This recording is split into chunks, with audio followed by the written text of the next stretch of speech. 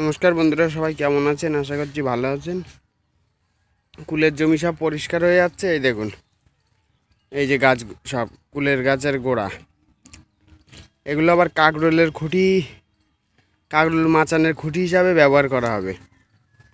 এ সুন্দর করে সাইজ করে রেখেছে সব। এগুলোও ব্যবহার হবে। এগুলো মাচানের এই ধরাট হিসাবে দেওয়া হবে, তারগুলো ধরে রাখার জন্য। কুলের এই কোনো কিছুই বাদ যায় না। দেখুন, এগুলো খুঁটি হিসাবে ব্যবহার হবে, আর ওপরের অংশগুলো মাচানের ঠেকনো কিংবা ধরাট হিসাবে ব্যবহার হবে। এই যে এক্ষেত্রে দেখা যায় আপনার বাঁশটা কেনা লাগে না। একটা ভালো বাঁশ নিতে গেলেও মনে হয় 300 টাকা দাম, এতে কাজ মিটে যাবে। এখানে জমি সব, মাঠের সব জমি, কাকরোলের জমি এবার তৈরি হচ্ছে। এবার জমি সব পরিষ্কার হয়ে যাচ্ছে। এই যে আমাদের মাঠটা এই কুলের সিজনে একদম পুরো বাগান হয়ে থাকে। পুরো জমি একদম, পুরো মাঠটা একদম পুরো বাগান আর বাগান। কিন্তু কুল শেষ মানে পুরো মাঠটা একদম পরিষ্কার হয়ে যাবে। একদম ওই দূরে আমাদের জল আছে, জল পর্যন্ত দেখা যাবে তখন। এই যে গাছ, এই জমিটা পরিষ্কার হচ্ছে। আমাদের কাকরোল খেতে একটু লেট হয়ে গেছে, কুল একটু লেট হয়েছে বলে আমাদের একটু সময় লাগছে। এই দেখুন, এই সব ছাটা হয়ে গেছে। এর নিচে 3 হাত একটা খুঁটি কাজ করবে গোড়ার থেকে। ওপরেরটা ওই যে দেখালাম আপনাদের, কাটা অংশ পড়ে আছে ওখানে। এক কাকা গাছের গোড়া উড়াচ্ছে, গোড়াগুলো উড়াচ্ছে সব। এই দেখুন, এবার ওই পুরো গাছ উঠিয়ে দিতে হবে, দিয়ে সদ্য আবার নতুন চারা দিতে হবে। 1 বছরে ফল, 1 বছরে গাছ শেষ। আগে নতুন নতুন যখন আমাদের কুলের চাষটা এসেছিলো, সবাই গোড়া রেখে দিত।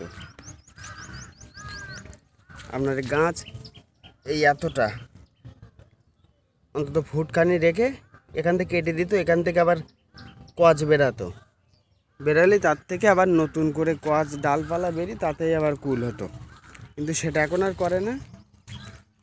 নতুন চারা, 14 বছর কুল হয়ে গেল, তো গাছ উড়িয়ে দিয়ে আবার নতুন গাছ দেওয়া হবে, যাতে চাষটাও ভালো দিতে পারে।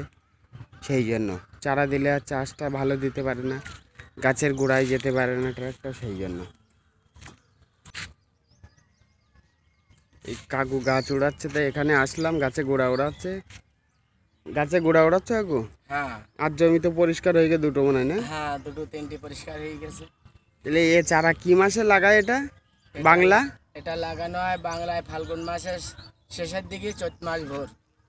ফাল্গুন মাসের শেষের দিক, চৈত্র মাস ভোর। চৈত্র মাস ভোর। তার মধ্যে কাকরোল দিয়ে দেবে। তার মধ্যে কারকলের লাইন করা হয়।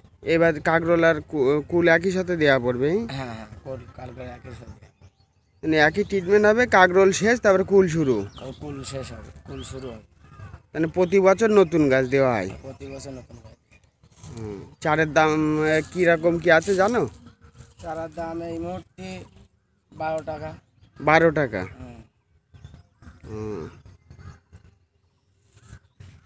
তাহলে জমি এবার চাষ দিয়ে দিয়ে এবার কাকরোল দিয়ে দেবে মানে খুব তাড়াতাড়ি। হ্যাঁ, কোথায় চলে গাছ তুলতে পারলি, লাঙল দিয়ে চাষ দিয়ে কারকল দেবো। ঠিক আছে। এই জমি পরিষ্কার হয়ে যাচ্ছে, এই গাছ উঠি দিয়েই চাষ দিয়ে কাকরোল দিয়ে দেওয়া হবে।